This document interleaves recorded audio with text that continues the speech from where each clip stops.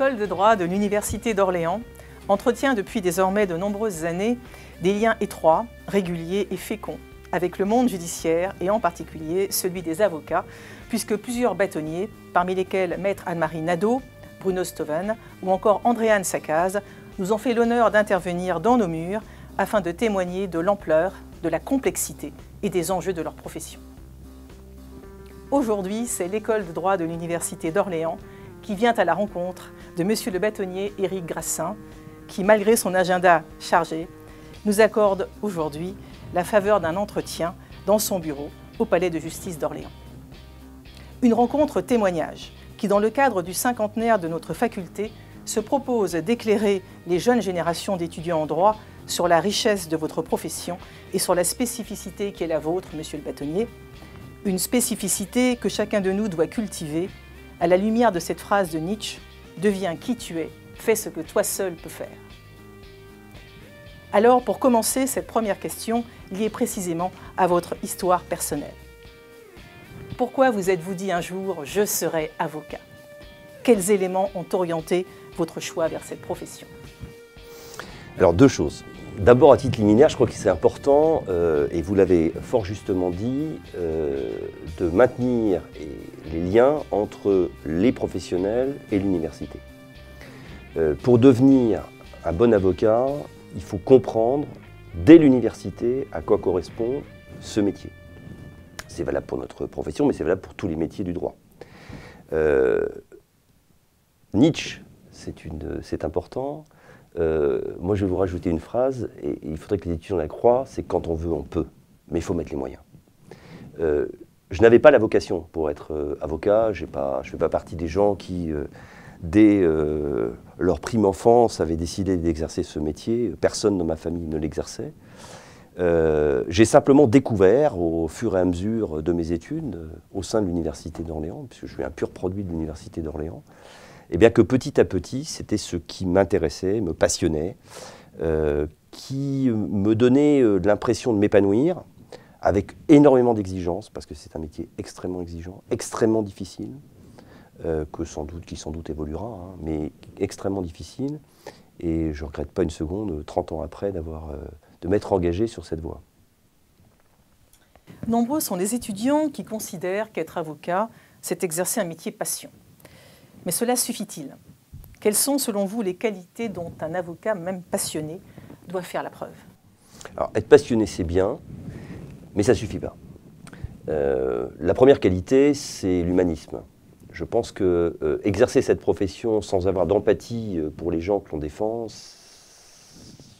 c'est un manque.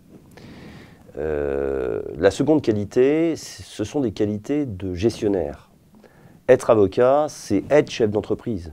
Même pour un collaborateur débutant, il exerce son métier de plein exercice, comme n'importe quel artisan. Donc il faut développer, bien évidemment, la capacité technique, puisque le droit, c'est essentiellement technique, mais il faut aussi cette qualité de gestionnaire. Et puis la troisième qualité, c'est ne jamais se contenter de ce que l'on dit. Essayer de créer, essayer d'avancer, de faire avancer le droit. Être avocat, c'est aussi un métier de combat.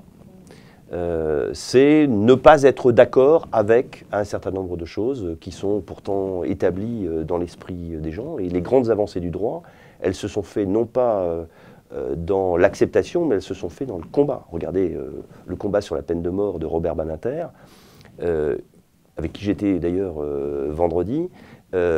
C'est un homme qui, même aujourd'hui, avec l'âge qu'il a, continue à se battre au quotidien pour faire avancer le droit. J'aborde maintenant, on va dire, un domaine plus intime, celui de la conscience de l'avocat.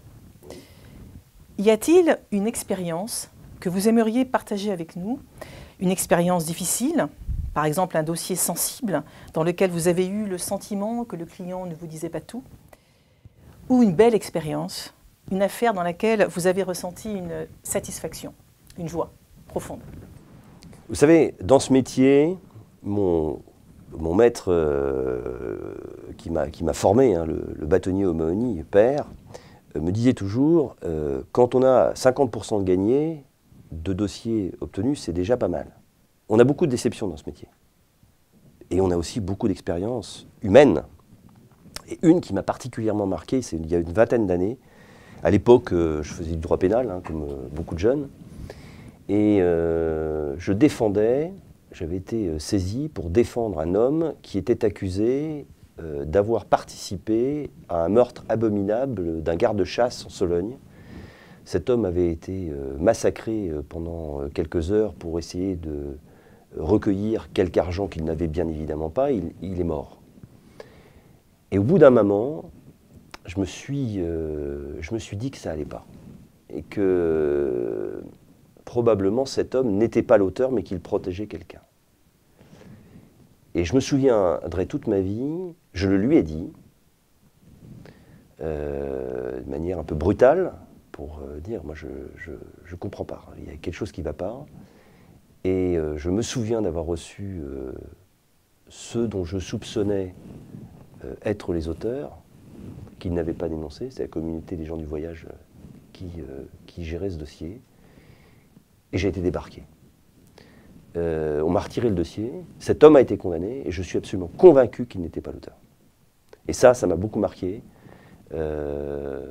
sur le fait qu'il faut toujours comprendre que nos clients ne nous disent pas toujours la vérité, et souvent nous cachent, soit par omission, soit volontairement, un certain nombre d'aspects de leur dossier, pensant que on va pouvoir, finalement, d'une certaine naïveté, on va pouvoir gérer leur dossier sans tout savoir, ce qui est une erreur fondamentale. Vous êtes non seulement avocat, mais également bâtonnier près le barreau d'Orléans. Pourriez-vous, en quelques mots, nous décrire votre activité actuelle ? En quelques mots, ça va être difficile. Que fait un bâtonnier ? Alors le bâtonnier, c'est en quelque sorte le représentant de l'ordre. C'est celui qui a les relations avec l'ensemble des corps constitués, dont l'université par exemple.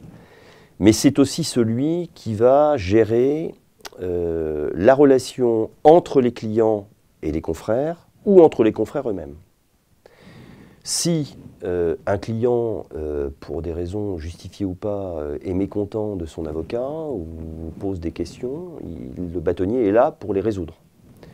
Le bâtonnier est là aussi pour résoudre les difficultés entre confrères. Ce n'est pas parce qu'on est avocat qu'on ne peut pas avoir de conflit avec ses confrères. Dans la gestion d'un dossier, sur des communications de pièces, sur des courriers confidentiels. Donc ça, c'est le rôle du bâtonnier de traiter les problèmes. Le bâtonnier est aussi le juge de la taxation. C'est-à-dire que lorsqu'un client souhaite faire taxer ou souhaite contester les honoraires de son avocat, eh bien c'est le bâtonnier qui, après une procédure qui est très, très précise, prend la décision avec évidemment des possibilités de recours. Donc vous voyez, on a des relations multiples. Et puis évidemment, la relation avec les magistrats, l'organisation des audiences, le lien avec le personnel des greffes, tout cela fait partie de la mission du bâtonnier. Les groupements, en tout cas de manière générale, opèrent dans la sphère économique. Ils vont participer, vous pouvez le souligner, à la production, à la circulation des richesses. Et notamment, ils vont participer, englober le secteur des produits. Cette règle ne fait pas obstacle à ce qu'une partie des résultats provenant de son activité soit mise en réserve. Réaliser les bénéfices pour lui-même, alors que c'est le cas des sociétés. Enfin, quel message souhaiteriez-vous transmettre aux générations d'étudiants, aux jeunes juristes qui vous écoutent aujourd'hui ? Alors, si on devait faire passer des messages, le premier d'entre eux, ce serait dire aux jeunes qui souhaitent embrasser cette profession, essayez de réfléchir sur les niches, sur les secteurs dans lesquels potentiellement vous avez du travail. Il y a 66 000 avocats en France et les avocats n'ont pas tous du travail. Je crois qu'il faut être très clair. Être avocat, c'est aussi se battre pour gagner sa vie. En d'autres termes, il y a des secteurs aujourd'hui qui sont à la pointe, dans lesquels on a peu de monde, et puis des secteurs qui sont surpeuplés. Le droit pénal, le droit de la famille, ce sont des secteurs qui sont surpeuplés. Le droit administratif, le droit fiscal, il y a de la place. Et puis probablement, dans 20 ans, le métier ne sera plus celui que l'on exerce aujourd'hui. Les choses changent.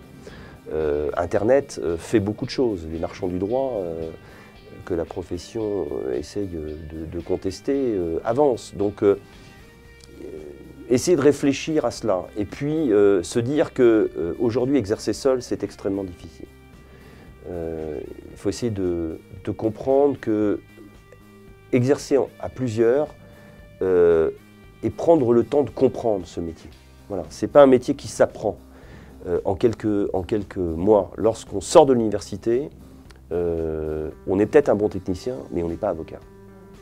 Donc il faut du temps pour pouvoir travailler. Oui, l'expérience, j'en apprends tous les jours.